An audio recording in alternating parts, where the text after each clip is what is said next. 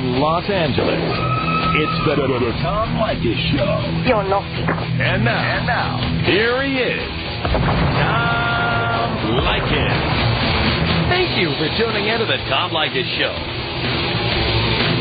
This is where America gets together to talk about the issues you really care about.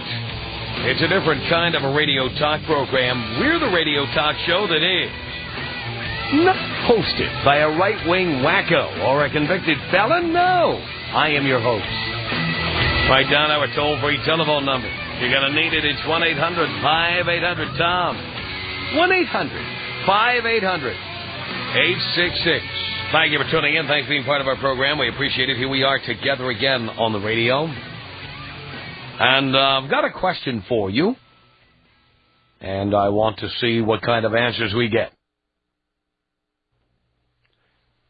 Many of you are living with alcoholics or drug addicts.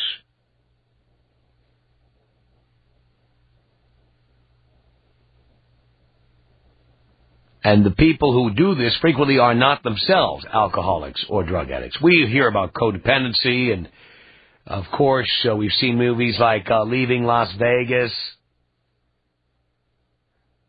or old movies like Days of Wine and Roses. You know, there's plenty of movies about alcoholics who get married, alcoholics who live together, alcoholics who date each other, drug addicts.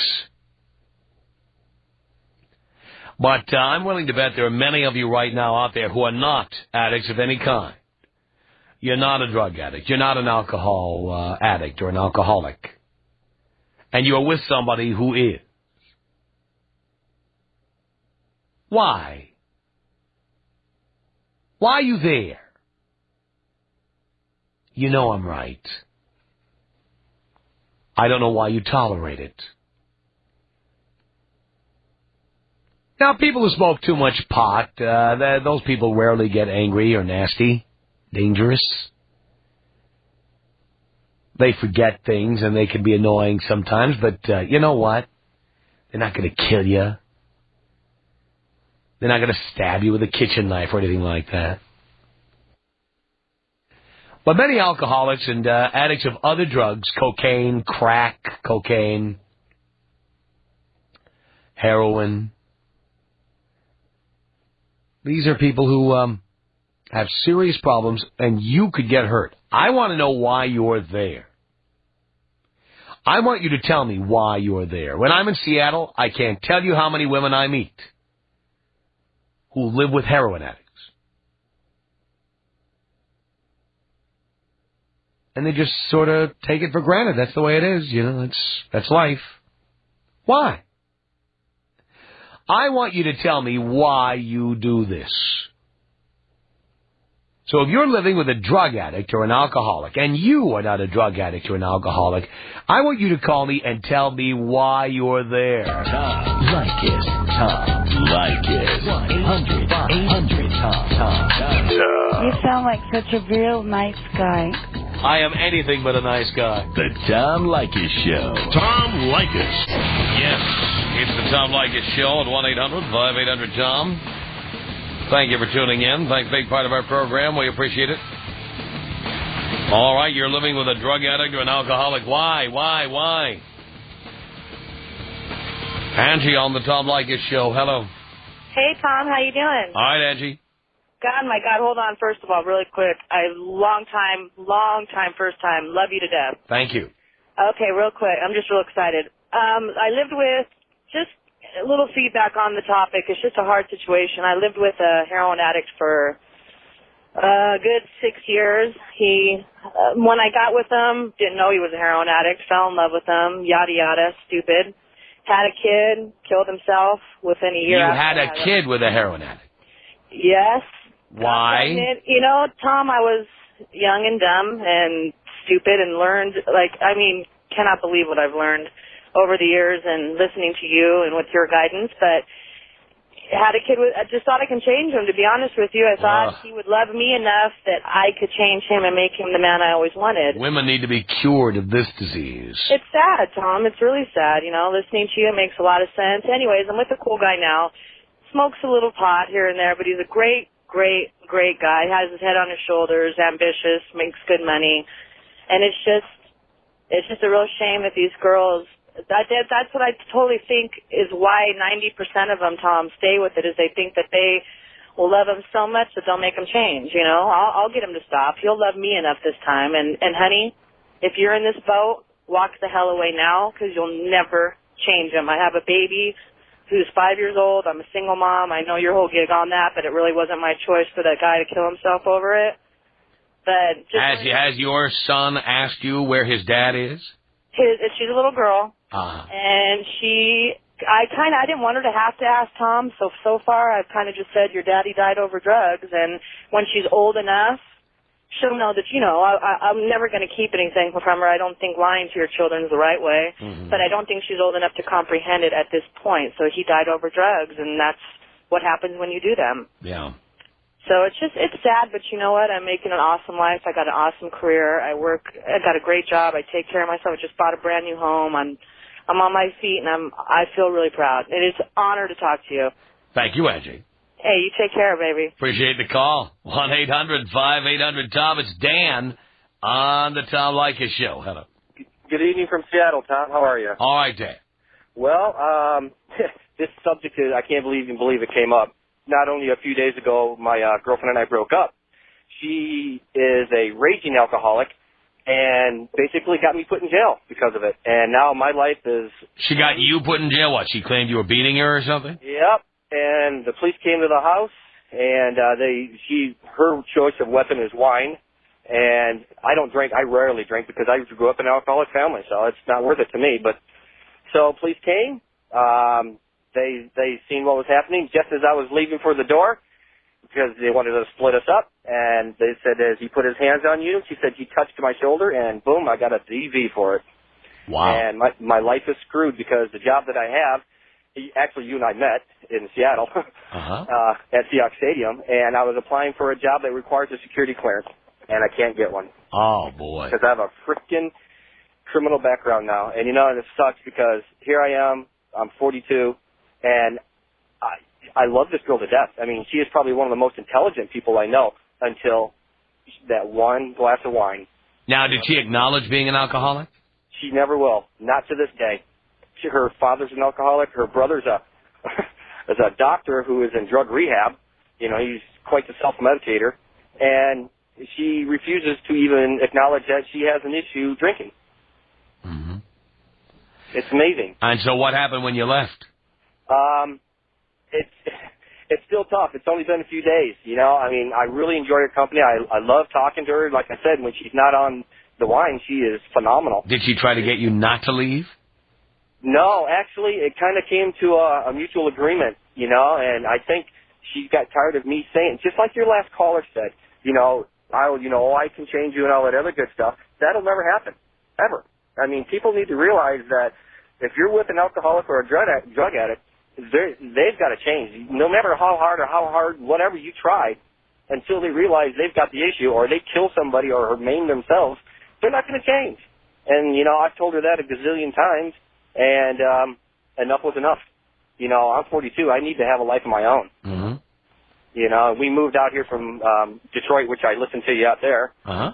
And I wish I'd never moved back to Seattle. I mean, this last year has been the worst part of my life. Oh, boy. Yeah, and it's just totally screwed. So where are you living now? An apartment, a hotel? Where are you living? I'm living in an apartment. And it's actually nice. I mean, I've got some freedom, and, you know, I like that. But we have a no-contact order. And all it would take is for her to get all soused one night and call the cops, and I'm done. Ugh. You know, for my own safety, I mean, I've got to walk away from this. Mm-hmm. You know, and people need to realize that if there's a no-contact order in the state of Washington, they don't play games. People go to jail for months for talking to people with no-contact orders. Wow. Yeah, it's extremely serious, and I hope your listeners are paying attention because the law does not mess around here. And I did touch your shoulder. There was no physical to it. I mean, crud, you have more contact. When I shook your hand at Seahawks Stadium, I had more contact with you. Mm-hmm. And they don't see it that way. And with a female cop, whether that has anything to do with it or not, but they placed me in arrest and with a domestic violence charge, and I spent 3 days in jail. Because Wow. Yeah, and, you know, I know what I went through, and it's like I said, this has been the most traumatic part of my life. And people, please, heed what I say. You know, if you're with somebody that's either an alcoholic or an addict, you need to leave. Leave. Don't stay. Why stay? Doesn't make any sense to me. Dan, good to hook up with you again on the air here. 1-800-5800-TOM is our telephone number. Are you living with a drug addict or an alcoholic? Why are you doing it? Josie on the Tom Leykis Show. Hello. Hello. Hello. Hello. Hello. Hi. Hi. Up? Hello. Hi. Hi. What's up, Tom? The ratings, Josie. Greetings. I said the ratings. Oh, the ratings. Yeah, well, that's cool. I'm happy to hear that. Mm-hmm. I'm surprised because I'm not even stoned right now. Oh. Well, why did you call? Because you said to. But what did I say to call about? About somebody that's addicted to drugs or something. No, that's not what I said. Or that lives with somebody that does that. I live with somebody that smokes pot a lot. But I'm a pot smoker also, so. So you're an addict and he's an addict? Yes, she. She? Yeah. I see. You're a lesbian? No. I live with my aunt. She's my roommate. Uh-huh. And sometimes, yeah, she could trip sometimes, but. But what? She could trip like she gets in her mood sometimes, but I just stay away from her, like, when that happens. Like, she gets moody, or, like, she will start arguing about stuff, and they'll get out of control and stuff. But other than that, it's not, like, a big deal living with somebody that... Sure it is. Well, I mean, yeah, if it's, like, crack or something, yeah. Well, I you know what? I don't believe that people are addicted to pot. Oh, okay. So you really didn't understand the question, did you? I probably didn't. Okay. I just wanted to call to be on the radio. Obviously you did. Maybe you should have smoked a little weed before you called in. 1-800-5800-TOM. It's Kim on the Tom Leykis Show. Hello. Hi, Tom. Hi, Kim. I was calling because I was with my boyfriend for 6 years, and the past, 3 years, he became a crackhead. And, what made us break up recently is he went to prison for 2 years. So, that's what made you break up. It took that. Yeah, exactly. Well, what happened is I went away this summer for a trip, and when I got back, he literally had pawned everything in the house, the TV, the VCR. Is that how you found out he was a crackhead? Yeah, basically. So you did not know he smoked crack before that? Well, I knew he did occasionally, like when he went to party with his friends and stuff, but I didn't know it was that bad. What made you think that you could just smoke crack occasionally? Well, I don't smoke it, but But you've read about it, right? Yeah, I just heard about it. Yeah, I guess. But and so what made you think that you could just do that every now and again, like you're smoking a cigar? I don't know. I just thought it was like someone who did coke on the weekends when they drank with their buddies or something. You know, coke, by the way, crack is coke. Well, yeah, I know. And coke is addictive. There are cocaine addicts. Have you heard of that? Oh, yeah, definitely. Oh, what made you think the man you were with was not an addict or was not going to be an addict? Oh, just pure stupidity, I guess. Okay. For, I'll buy it. 6 years. Right. So, you kind of hope that it's, you just hope for the best, but, eventually you got to just get rid of them. Right. And so what? The last straw was when he went to prison for what? Stealing stuff? Yeah, he actually robbed someone, tried to steal their wallet, and he got caught and got armed robbery, strong armed robbery. Now, if he hadn't gotten caught, would you have stayed with him? Well, I had actually kicked him out of the house, so probably not. I hadn't technically broken up with him, but I had kicked him out of the house after. Why had you kicked him out of the house? Because he had, basically stolen the stuff, pawned all my stuff. That was why you threw him out. Yeah. But until then, you were happy with this relationship? Sort of happy. I definitely wasn't happy, but I was dealing with it. Why were you even dealing with it? I mean, a relationship is supposed to be fun. It's supposed to add a dimension to your life. Why would you be doing this? Just because we were together for 6 years. I mean, that's a long time, and I don't know, I just, Don't you think when someone smokes a crack pipe, that's a sign of a big problem? Definitely, yeah. But you didn't back then. No, just stupid. Pure stupidity. So he came on and said, guess what? I was at a party and I smoked crack, and you said, that's great, honey. I don't know. I just dealt with it. I guess I didn't think it was, I don't know, because it wasn't really around me, I just didn't really care, I guess. I don't know. Pure stupidity, Tom, I'm telling you. Now, if you met another addict, would you get with him? Oh, hell no. I would stay clear away. Does that include heroin? Oh, definitely, yeah. And crystal meth? Oh, yeah, no, I would not even be with anyone that did any kind of drugs. Right. Well, that's good. Yeah, thank you. All right, Kim, thank you. Okay, thanks again, Tom. Appreciate the call. 1-800-5800-TOM is our telephone number. This is Kayleen on the Tom Leykis Show. Hello. Hey. Hey. How's it going, Tom? Great. Yeah. And you got the radio turned on, which is going to confuse everybody. Yeah, I'm trying to get away from it right now, actually. But I'm not on a cordless phone, so it's kind of hard to... Why don't you just turn it off? Okay, can you hold on for half a second? Oh, boy. All right, half a second. Okay. Time's up. Oh, Jesus. You know, tell you what. Hello? Yes. All right, put your pencils down, everybody. Yes. I was just calling because, I live with my father and my brother right now. My father, who's an alcoholic, my brother, who's addicted to crystal meth. Why are you living with them? Because right now I'm currently unemployed. And you're unemployed, so that's just a great situation over there. Yeah, it's not really the best. I'm just doing what I can to get back on my feet and get out of here. How long have you been unemployed? Oh, for only about a month now. I see. What do you do? Well, as far as a career choice, I don't really have one yet. I'm still, really young and I haven't gone back to school yet. Why not? What's that? Why not? I've been putting it off till I can get a stable job. I see. The last 3 jobs that I've had. Don't you think you'd get better jobs if you had a college degree? Yeah, I do. Wouldn't it make sense to go back to school now while you're still relatively young? Well, yeah, I'm going to, and I was going to go during the summer, but I'm pushing it back till fall. Why? Because I want to get an apartment and get out of, my family's hair before I kind of do that.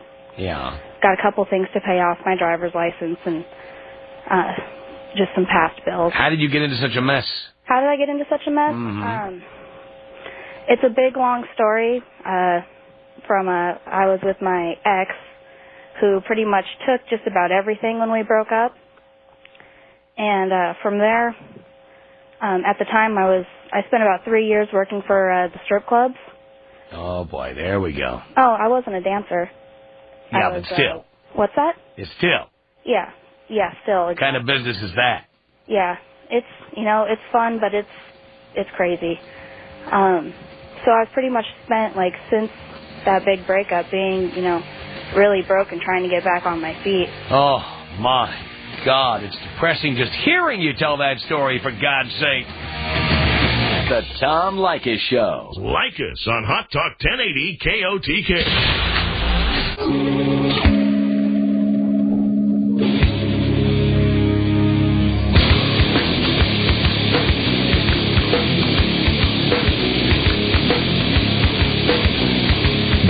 The Tom Leykis Show. From Los Angeles, 1-800-5800-TOM is our telephone number. Are you living with a drug addict or an alcoholic? I want to know why. Julie on the Tom Leykis Show. Hello. Hi. Hi. I am living with someone who I believe is a pot addict. All right. I never thought that you could be. I didn't know. I thought actually that it was more of a hobby for him.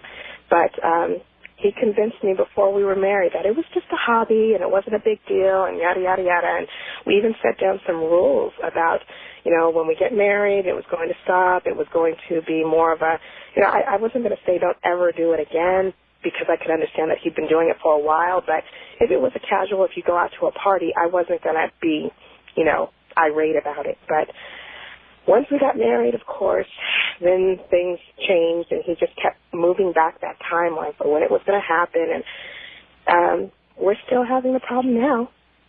I have a problem leaving, though, because I don't have any family around, and I am a stay-at-home mother of 2 children. Why did you have children with somebody who's an addict? Well, I didn't know he was an addict. So you didn't figure it out until after you had 2 children?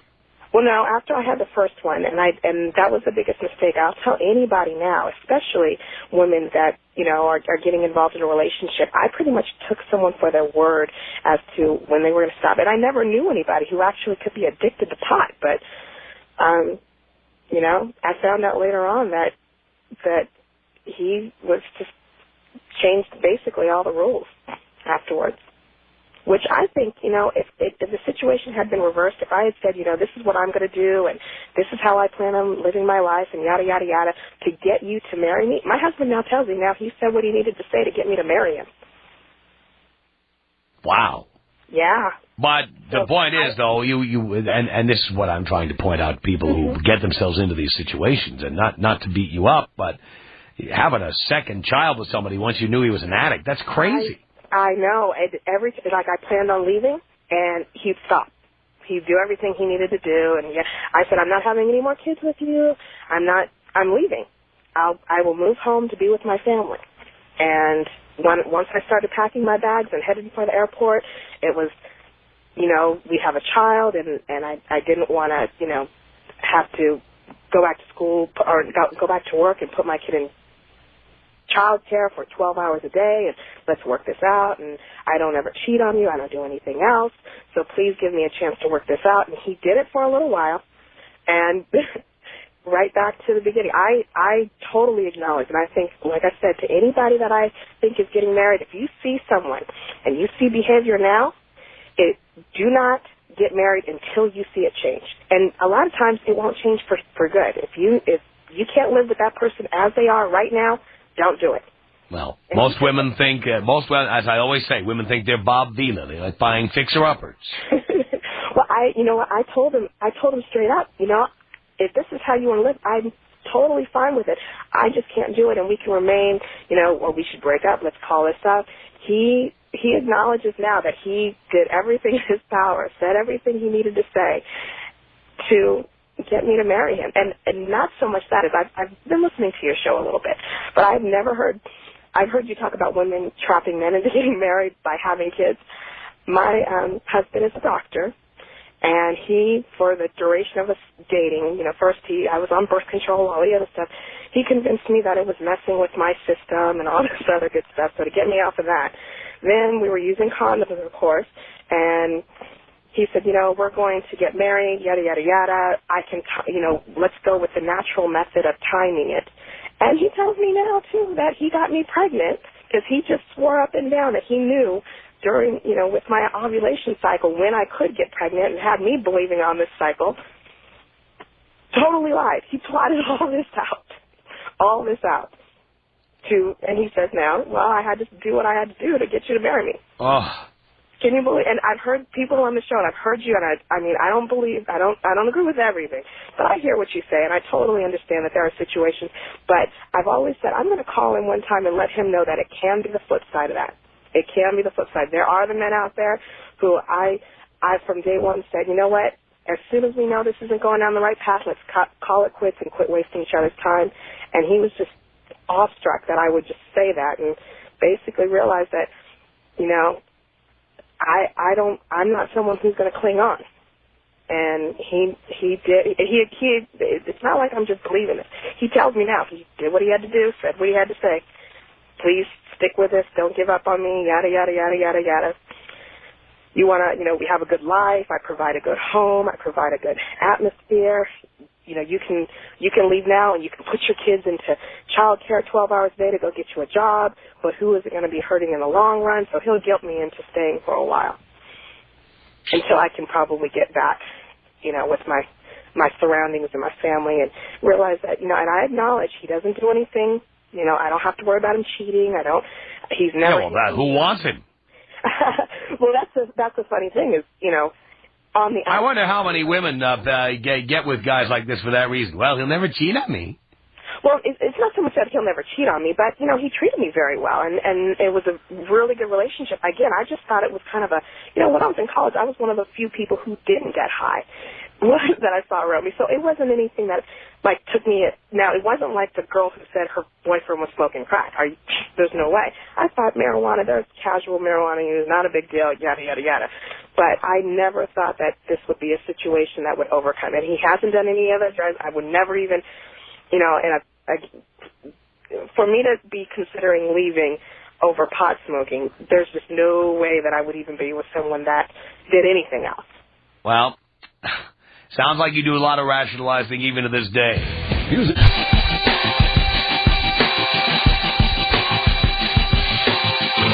Tom Leykis Show at 1-800-5800-TOM. All right, you're living with a drug addict or an alcoholic. Why?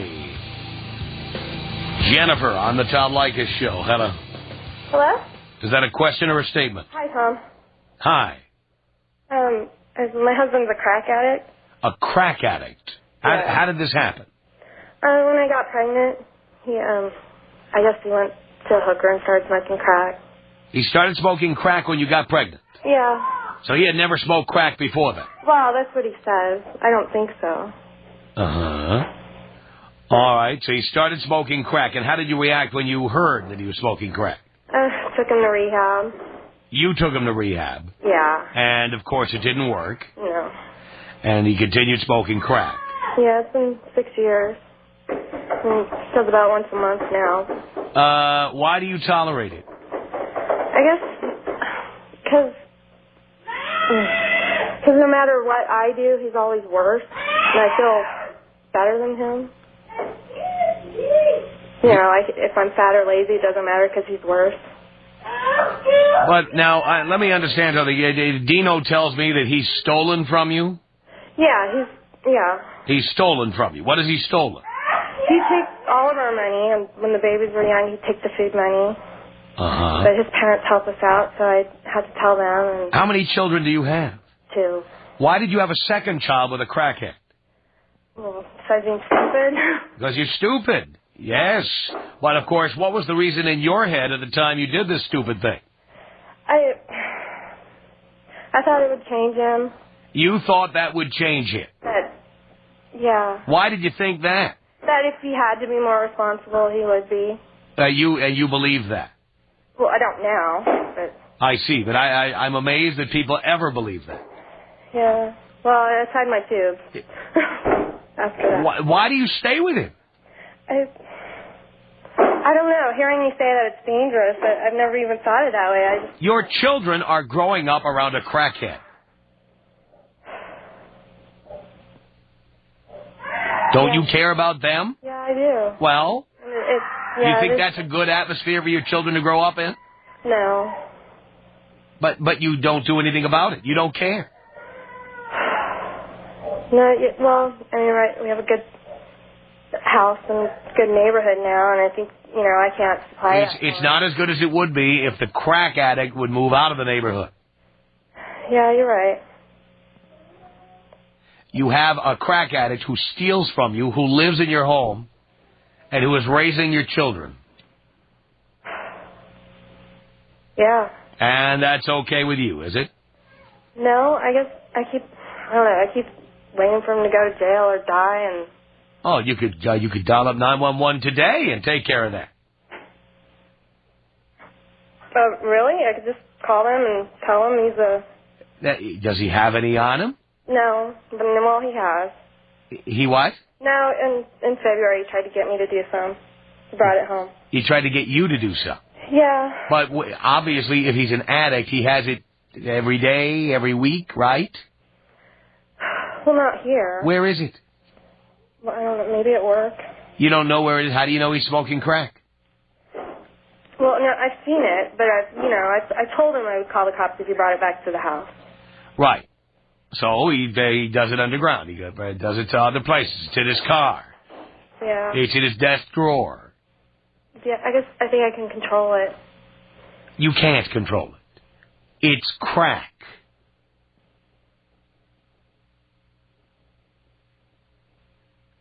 Yeah. You are in complete denial, and moreover, you are an enabler. You're codependent.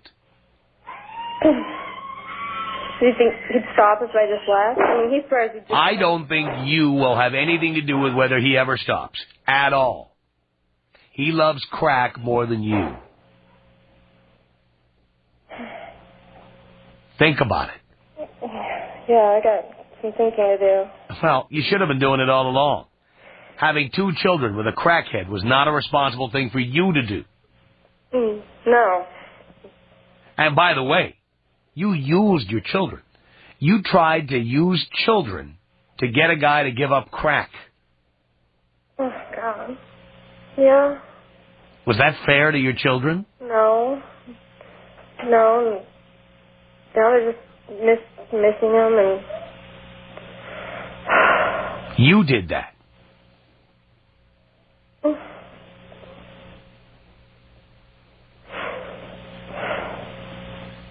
Yeah, well... I don't know what I can do now.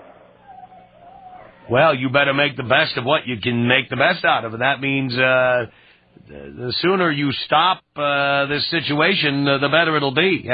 It never should have happened.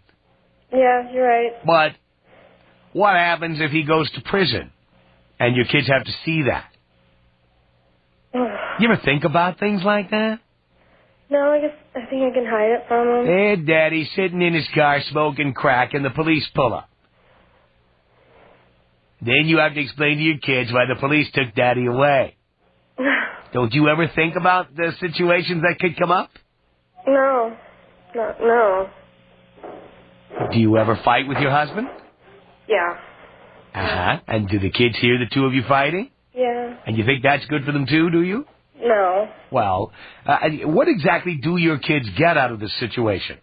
I guess just money. Drug addicts are the most selfish, dishonest people in the entire world. And the people who marry them are enablers who help them to deceive the world, make excuses for them, call in sick for them when they can't go to work or won't go to work.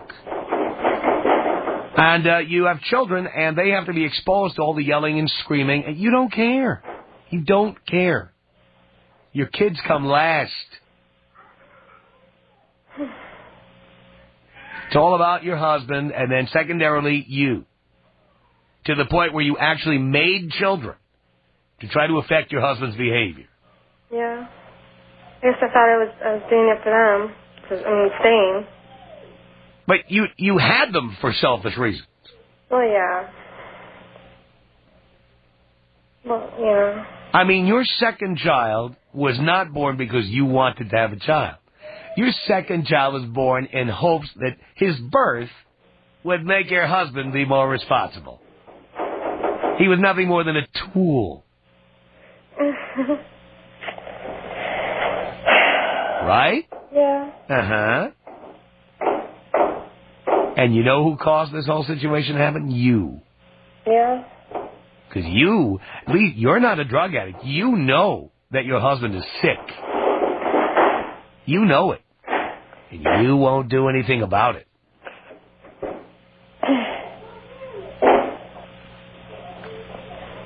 Well, yeah. He says he can still get custody even because he can't prove it. He'll stay clean long enough to get custody. And well, dear, you had your opportunity to call the police when he was smoking crack at home, if that's really what you wanted to do. Yeah, you're right. But you didn't care enough to do that, did you? No. No.